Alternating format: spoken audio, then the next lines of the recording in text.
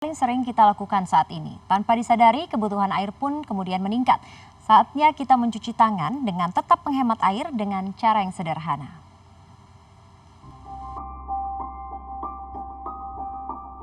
Tidak hanya rumah tangga, penggunaan air di fasilitas cuci tangan umum juga melonjak. Sekurangnya terdapat 210 titik cuci tangan baru dan sejumlah wilayah sulit air bersih di Jakarta yang menjadi sasaran distribusi air bersih sejak COVID-19 mewabah. Kemudian muncul pertanyaan, apakah kita sudah cukup bijak dan menghemat air saat mencuci tangan?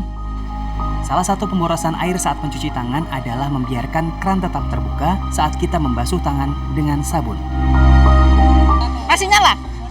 Gue gini masih nyala makin.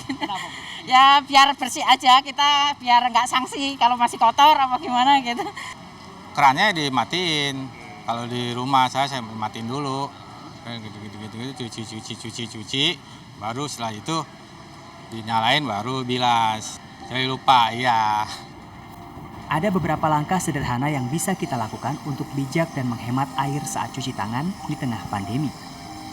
Pertama, basahi tangan seperlunya sebelum menggunakan sabun. Kita bisa memilih kecepatan air yang terbuang dengan membuka keran air sesuai kebutuhan. Setidaknya, ada 3 kecepatan air yang bisa kita pilih. Kecil, sedang, dan deras. Kemudian yang kedua, kita bisa menggunakan sabun secukupnya saja agar saat membilas tidak membutuhkan lebih banyak air. Selanjutnya yang ketiga, kita bisa mematikan keran air saat membasuh tangan dengan sabun. Masih banyak orang yang mencuci tangan tapi tetap membuka keran saat menyabun tangan.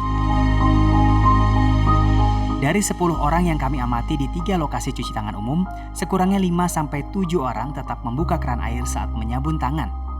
Perusahaan air minum Pamjaya misalnya mencatat telah terjadi peningkatan permintaan air bersih untuk mencuci tangan di tempat umum. Setiap hari Pamjaya menggelontorkan 100 tangki air ke titik-titik tersebut, padahal sebelumnya hanya 10-20 tangki per hari. Nah, bagi masyarakat itu sebetulnya ada rule of thumb gitu ya. Kira-kira kalau kemudian per kapita orang itu di metropolitan itu kira-kira 150 liter per orang per hari. Nah, kalau kemudian kita konversikan ke konsumsi per bulannya kira-kira 20 meter kubik gitu.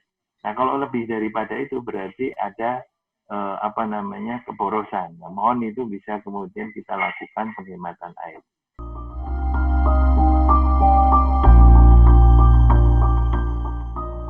Dan terakhir, pastikan keran yang kita gunakan tertutup rapat tanpa ada air yang menetes.